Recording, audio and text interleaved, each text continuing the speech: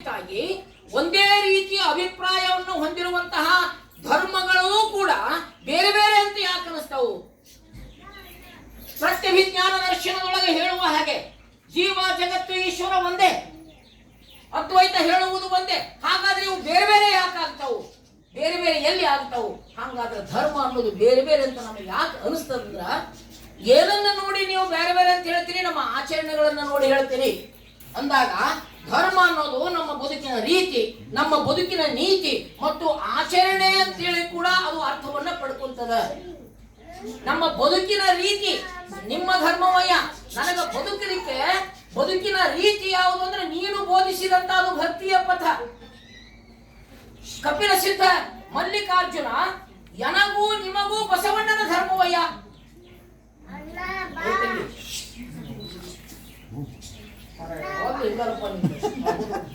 ಮಲ್ಲಿಕಾರ್ಜುನಯ್ಯ ನಿಮಗೂ ನನಗೂ ಬಸವಣ್ಣನ ಧರ್ಮವಯ್ಯ ಅನ್ನುವಲ್ಲಿ ಯಾವ ಹೆಚ್ಚುಗಾರಿಕೆ ಇದೆ? ಯಾವುದಿದು ಬಸವಣ್ಣನ ಧರ್ಮ? ನನಗ ಸರಿ, ನಾನು ಹುಟ್ಟಿಸಿದಂತ ಅಂದ್ರೆ ಮನುಷ್ಯ ಹುಟ್ಟಿಸಿಕೊಂಡಿರುವಂತಹ ಧರ್ಮಗಳಿಗೂ, ನಿನಗೂ ದೇವರ ಹೆಸರಿನಲ್ಲಿ ಹುಟ್ಟಿಕೊಂಡಿರುವಂತಹ ಧರ್ಮಗಳಿಗೂ, ಇವು ಎಲ್ಲಕ್ಕೂ ಕೂಡ ಬಸವಣ್ಣನ ಧರ್ಮವಯ್ಯ. ಆಶ್ಚರ್ಯ ಅನಿಸ್ತದಲ್ಲ. ದೇವರು ಹುಟ್ಟಿಸಿದ ಒಂದಿಷ್ಟು ಧರ್ಮ ಅಂತ ಹೇಳ್ತಾರೆ, ಸಾಕ್ಷಾತ್ ಶಿವನೇ ಹುಟ್ಟಿಸಿದ ಅಂತ ನಮ್ಮಲ್ಲೇ ಹೇಳ್ತಾರೆ. ಸಾಕ್ಷಾತ್ ಶಿವನೇ ಆ ಧರ್ಮ ಹುಟ್ಟಿಸಿದ ಅಂತ ನಮ್ಮವರು ಹೇಳ್ತಾರೆ ಕೆಲವೊಂದಿಷ್ಟು ಜನ. ದೇವರೇ ಇದನ್ನ ಬೋಧಿಸಿದ ಅಂತ ಹೇಳ್ತಾರೆ. ಸರಿ, ದೇವರು ನಿರಾಕಾರ, ದೇವರು ನಿರ್ಗುಣ ಅನ್ನುವಂತಹ ಸತ್ಯವನ್ನು ಒಪ್ಪಿಕೊಂಡಂಥವ್ರು ಆಕಾರವಿಲ್ಲದೆ ಆತ ಹೆಂಗ ನುಡಿದ ಅನ್ನುವಂತಹ ಪ್ರಾಮಾಣಿಕ ಪ್ರಶ್ನೆಯನ್ನು ತಮ್ಮಷ್ಟಕ್ಕೆ ತಾವು ಎತ್ತಿಕೊಳ್ಳೋದು. ನುಡಿಬೇಕಾಗಿತ್ತು ಅಂದ್ರೆ ಆಕಾರ ಬೇಕಲ್ಲ, ಆಕಾರಗೊಳ್ಳಬೇಕಲ್ಲ, ಆಕಾರದಲ್ಲಿ ಜೀವ ಚೈತನ್ಯ ಇರ್ಬೇಕಲ್ಲ. ಆಕಾರವಿಲ್ಲದಿದ್ದು ನುಡಿಯುವುದೇ ಹೇಗೆ? ಆಕಾರವಿಲ್ಲದಿದ್ದು ನುಡಿದದ್ದಾರು ಆಗಲು ಹೇಗೆ? ಯಾವುದರ ಮುಖಾಂತರ ಅದು ನುಡಿತು? ಏನನ್ನ ಬಳಸಿಕೊಳ್ತು? ಹೀಗೆ ದೇವರ ಹೆಸರಿನಲ್ಲಿ ಹುಟ್ಟಿಕೊಂಡಿರುವಂತಹ ಅನೇಕ ಧರ್ಮಗಳು ಮತ್ತು ಮನುಷ್ಯರು ಹುಟ್ಟಿಸಿರುವಂತಹ ಧರ್ಮಗಳು, ಈ ಎಲ್ಲವುಗಳಿಗೂ ಕೂಡ ಬಸವಣ್ಣನ ಧರ್ಮವಯ್ಯ. ಹೀಗನ್ಬೇಕಾದ್ರೆ ಸಿದ್ದರಾಮರು ಈ ವಿಚಾರಕ್ಕೆ ಬರ್ಬೇಕಾದ್ರೆ, ನಾಥ ಪಂಥದ ಸಿದ್ದರಾಮರು ಎಲ್ಲ ಬಗೆಯ ತತ್ವಜ್ಞಾನವನ್ನ ಉಂಡಂಥವ್ರು, ನೋಡಿದಂಥವ್ರು, ಜನೋಪಯೋಗಿ ಕಾರ್ಯವನ್ನ ಮಾಡಿದಂತಹ ಸಿದ್ದರಾಮರು, ಆ ಕಾಲದ ಮಹಾ ಬಹುದೊಡ್ಡ ವಿದ್ವಾಂಸ ಸಿದ್ದರಾಮರು. ಆ ಕಾಲಕ್ಕ ಸಿದ್ದರಾಮರು, ಅಲ್ಲರಾಮರು, ಪಂಡಿತಾರಾಧ್ಯರು ಇವರೆಲ್ಲ ಬಹಳ ದೊಡ್ಡ ವಿದ್ವಾಂಸರು. ಇವರೆಲ್ಲರೂ ಕೂಡ ಈ ಅಲ್ಲಮ ಮತ್ತು ಸಿದ್ದರಾಮರು ಬಸವಣ್ಣನವರ ಸಂಪ್ರದಾಯದಲ್ಲಿ ಸಂಪೂರ್ಣವಾಗಿ ವಿಲೀನವಾಗಿ ನನಗೂ ನಿಮಗೂ ಬಸವಣ್ಣನ ಧರ್ಮವೇ ಅತ್ಯಂತಿಕ ಅಂತ ಹೇಳಬೇಕಾದಲ್ಲಿ ಇದು ಕೇವಲ ಉತ್ಪ್ರೇಕ್ಷೆಯ ಮಾತೆ. ಇದು ಉತ್ಪ್ರೇಕ್ಷೆಯ ಮಾತೆ. ಯಾಕೆ ಹಾಗೆ ಹೇಳಿದ್ರು? ಏನಾಗಿತ್ತು ಅಲ್ಲಿಯವರೆಗೆ? ಹೀಗಾಗಿ ಬಸವಣ್ಣ ಅನ್ನುವಂಥದ್ದು ನೋಡ್ರಿ, ಪ್ರತಿಯೊಂದು ಧರ್ಮವೂ ಕೂಡ ಅದು ಅನೇಕ ವಿಷಯಗಳನ್ನ ತನ್ನೊಳಗೆ ಗರ್ಭೀಕರಿಸಿಕೊಂಡು ಬೇಕಾಗಿರ್ತದೆ. ಅನೇಕ ಬದುಕಿನ ಸೂಕ್ಷ್ಮಗಳನ್ನ ಅದು ಹೊಂದಿಕೊಂಡಿರಬೇಕಾಗ್ತದ. ಆ ಸೂಕ್ಷ್ಮಗಳೇ ಕರುಣೆ, ಕಾಲಹರ, ಕರ್ಮಹರ. ಆ ವಚನವನ್ನು ಗಮನಿಸಿಕೊಂತ ಹೋಗ್ರಿ. ಆ ಧರ್ಮದ ಸೂಕ್ಷ್ಮಗಳು, ಒಂದು ಧರ್ಮ ಅದು ಶ್ರೇಷ್ಠ ಅಂತ ಅನಿಸಿಕೊಳ್ಬೇಕಾದ್ರೆ, ಅದು ಜೀವಪರ ಅಂತ ಅನಿಸಿಕೊಳ್ಬೇಕಾದ್ರೆ, ಅದು ಜಗತ್ತಿನ ಉಳಿವಿಗೆ ಅದು ಸಹಕಾರಿ ಆಗಬಲ್ಲದು ಅಂತ ಅನಿಸಿಕೊಳ್ಳಬೇಕಾಗಿದ್ರೆ ಈ ಗುಣಗಳನ್ನು ಅದು ಹೊಂದಿರಬೇಕು. ಅದು ಕರುಣೆಯನ್ನು ಹೊಂದಿರಬೇಕು ಮುಖ್ಯವಾಗಿ. ಬುದ್ಧ ಹೇಳೋದು ಆ ಕಾರಣಕ್ಕಾಗಿಯೇ ದಯೆ ಕುರಿತಾಗಿ ಬುದ್ಧ ಮಾತನಾಡ್ತಾನೆ. ದಯೆ ಕುರಿತಾಗಿ ಮಾತನಾಡದಷ್ಟು ದೇವರ ಕುರಿತಾಗಿ ಬುದ್ಧ ಮಾತನಾಡುವುದೇ ಇಲ್ಲ. ಅದು ಮಾತನಾಡುವುದೇ ಅದು ನಿಷ್ಪ್ರಯೋಜಕ ಅನ್ನುವ ರೀತಿಯೊಳಗ ಹೇಳ್ತಾನೆ. ದಯೆ ಕುರಿತಾಗಿ ನಾನು ಮಾತನಾಡಬೇಕು. ಧರ್ಮದ ಜೀವಾಳ ದಯೆ. ಆ ಕಾರಣಕ್ಕಾಗಿ ಬಸವ ತಂದೆ ಹೇಳುವುದು ದಯವೇ ಧರ್ಮದ ಮೂಲವಯ್ಯ. ಕರುಣೆ, ಕಾಲಹರ, ಕರ್ಮಹರ. ಕಾಲಹರ, ಕರ್ಮಹರ, ಮುಂದೆ ನಿರ್ಮಲ. ಹೌದಲ್ರಿ? ನಿರ್ಮಲ. ಮುಂದಿನದು ಶಿವಜ್ಞಾನ. ಈ 5 ಗುಣಗಳನ್ನ ಪ್ರತಿ ಧರ್ಮವು ಹೊಂದಿರಬೇಕು. ಹಾಗಾದ್ರೆ ಏನು ಈ 5 ತತ್ವಗಳು? ಯಾವ ಧರ್ಮ ಕರುಣೆಯನ್ನ ಹೊಂದಿರಬೇಕು? ಕಾಲ ಕರ್ಮಗಳನ್ನ ಶರಣಾರ್ಥಿ, ಕಾಲ ಕರ್ಮಗಳನ್ನ ಇರ್ಬಿಡ್ರಿ ಅಣ್ಣ, ಯಾಕೆ ಮಾಡ್ತೀರಿ? ಹೊಂದಿರಬೇಕು. ಕಾಲಹರಣ ಗುಣವನ್ನ ಹೊಂದಿರಬೇಕು. ಕರ್ಮಹರಣದ ಗುಣವನ್ನ ಹೊಂದಿರಬೇಕು. ಅದು ಶಿವಜ್ಞಾನ ಸಂಪನ್ನವಾಗಿರಬೇಕು.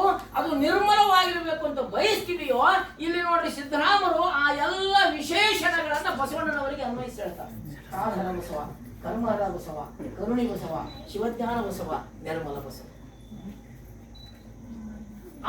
ಹೀಗಾಗಿಯೇ ಬಸವಣ್ಣನ ಧರ್ಮ ರೂಪ ಎನ್ನುವುದು.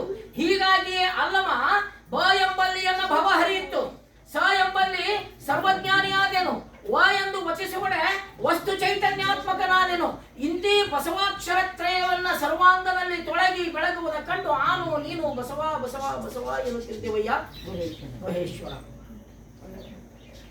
ಈ ಎಲ್ಲ ಭಾವಗಳನ್ನ ಬಸವ ತಂದೆ ಹೊಂದಿದ್ದು ಅಷ್ಟೇ ಅಲ್ಲ, ಅವುಗಳನ್ನ ತಾನು ಬದುಕಿ ಜನಮಾನಸದಲ್ಲಿ ಅವು ಬದುಕುವಂತೆ, ಜನಮಾನಸದಲ್ಲಿ ಅವು ಬಿತ್ತುವಂತೆ, ಜನರೆಲ್ಲರೂ ಕೂಡ ಹಾಗೆ ಬದುಕುವಂತೆ ಮಾಡಿದ. ಅದನ್ನ ಅಳಿಸಬೇಕಾಗಿತ್ತು. ಈ ಜನ್ಮ ಬಳಿಕಿಲ್ಲ ಅನ್ನುವಂತಹ ಸಿದ್ಧಾಂತವನ್ನ ಹಕ್ಕ ನಮಗ ಕೊಡ್ತಾಳ. ಹಿಂದಿನ ಜನ್ಮ ಮುಂದಿನ ಜನ್ಮ ಅನ್ನುವಂತಹ ಭ್ರಾಂತಿಗಳನ್ನ ನಮ್ಮ ತಲೆಯೊಳಗೆ ತುಂಬಿ ಆಗಾಮಿ ಸಂಚಿತ ಪ್ರಾರಬ್ಧ ಕರ್ಮ ಅನ್ನುವಂಥವುಗಳನ್ನು ನಮಗ ಅಂಟಿಸಿ ಇನ್ನು ನಾನು ಹೊಂದಿರುವಂತಹ ಸ್ಥಾನಮಾನಗಳಿಗೆ ಹಿಂದಿನ ಜನ್ಮದ ಸೋಂಕನ್ನ ಎಳೆದು ತಂದು ಹಚ್ಚಿದ್ರು. ಮುಂದಿನ ಜನ್ಮಕ್ಕೆ ನಿನಗೆ ಒಳ್ಳೆಯ ಜನ್ಮ ಬೇಕಾಗಿತ್ತು ಅಂತಂತಂದ್ರ ಈ ಜನ್ಮದಲ್ಲಿ ನಾವು ಹೇಳುವಂತಹ ಧರ್ಮ ಸಂಹಿತೆಯನ್ನು ಬದುಕು ಅನ್ನುವಂತಹ ಅನಿವಾರ್ಯತೆಯನ್ನು ಮೂಡಿಸಿದ್ರು. ಇವರು ಹೇಳುವಂತಹ ಧರ್ಮ ಸಂಹಿತೆ ಯಾವುದು? ಅದು ಉಪನಿಷತ್ ಕಾರಣ ಆ ಜ್ಞಾನದ ಮಾರ್ಗಕ್ಕೆ ಅನ್ವಯವಾಗಿ ಇರುವಂತಹದ್ದು ಆಗಿರಲಿಲ್ಲ. ಈ ಜಗವೆಲ್ಲವೂ ಕೂಡ ಈಶನ ವಾಸಸ್ಥಾನ ಅಂತ ಹೇಳಿರುವಂತಹದ್ದು ಈಶಾವಾಸ್ಯ ಉಪನಿಷತ್ತು ಹೇಳುವಂತಹದ್ದು. ಈ ಜಗತ್ತೆಲ್ಲವೂ ಕೂಡ ಈಶನಿಂದ ತುಂಬಿರುವುದಾದಲ್ಲಿ ಈ ಜಗತ್ತಿನಲ್ಲಿ ಹುಟ್ಟಿರುವಂತಹ ಜೀವ ಜಗತ್ತನ್ನು ಶ್ರೇಣೀಕೃತ ವ್ಯವಸ್ಥೆಯಲ್ಲಿ ವಿಂಗಡಿಸಿ ನೀಚ ಅಧಮ ಮಧ್ಯಮ ಅನ್ನುವಂತಹ ಭೇದಗಳನ್ನು ಹುಟ್ಟಿಸಿದ್ದು ಯಾಕೆ? ಅದನ್ನ ಬದುಕುವುದೇ ಧರ್ಮ ಮಾರ್ಗ ಅಂತ ಹೇಳಿದ್ದು ಯಾಕೆ?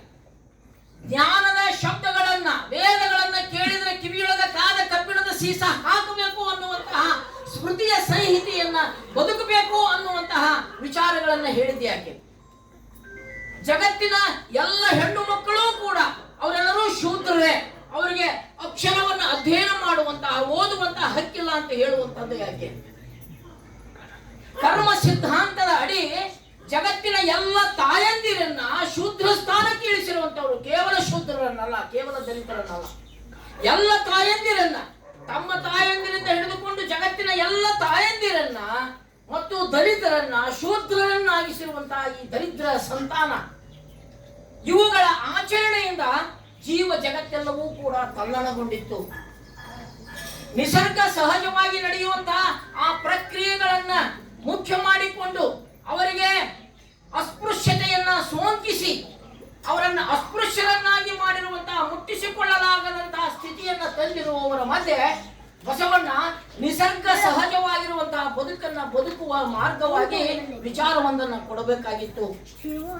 ಇದೆಲ್ಲವೂ ಕೂಡ ಜನನ ಮರಣಗಳಿಂದಲೇ ಪ್ರಾರಂಭ ಆಗ್ತೈತಿ ಅನ್ನುವಂತಹ ಹಿನ್ನೆಲೆಯೊಳಗ ಸತ್ಯದ ಆವಿಷ್ಕಾರವನ್ನ ಮಾಡ್ತಾನ ಧರ್ಮಗುರು ಬಸವ ತಂದೆ. ಹಿಂದೂ ಇಲ್ಲ, ಮುಂದೂ ಇಲ್ಲ, ಈ ಜನ್ಮ ಬಳಿಕಿಲ್ಲ, ಅರಿವಿನ ಪ್ರವೇಶವೇ ಜನನ, ಅರಿವಿನ ನಾಶವೇ ಮರಣ. ನನ್ನ ಪೂರ್ವ ಜನ್ಮ ಯಾವುದು? ತಾಯಿಯ ಬೇಕಾದಷ್ಟು ಶರಣರದು ನೀವು ಜೀವನ ಚರಿತ್ರೆಯನ್ನು ನೋಡ್ರಿ. ಅವರ ತಂದೆ ತಾಯಿಗಳ ಹೆಸರುಗಳು ಸಿಗೋದೇ, ಅವರ ತಂದೆ ತಾಯಿಗಳ ಹೆಸರುಗಳೇ ಸಿಗೋದಿಲ್ಲ. ಅನೇಕ ಶಿವಯೋಗಿಗಳ ಉದಾಹರಣೆ ತಗೊಳ್ರಿ, ಅವರ ತಂದೆ ತಾಯಿಗಳ ಹೆಸರಿನಲ್ಲಿ ಗುರುವಿನ ಹೆಸರು ಇರ್ತದ. ಹುಟ್ಟಿದೆ ಶ್ರೀ ಗುರುವಿನ ಹಸ್ತದಲ್ಲಿ ಅಂತ. ನಮ್ಮ ಹುಟ್ಟು ತಂದೆ ತಾಯಿಗಳಿಂದ ಬಂದಿರುವಂತಹ ಮನಸಂಬಂಧದ ಹುಟ್ಟನ್ನು ಶರಣರು ಒಪ್ಪೋದಿಲ್ಲ. ಗುರುಪುತ್ರರು ನಾವೆಲ್ಲ ಅರಿವಿಗೆ ಹುಟ್ಟಿದಂಥವರು, ಅರಿವನ್ನ ಪಡೆದುಕೊಂಡು ಹುಟ್ಟಿದಂಥವರು. ಯಾವಾಗ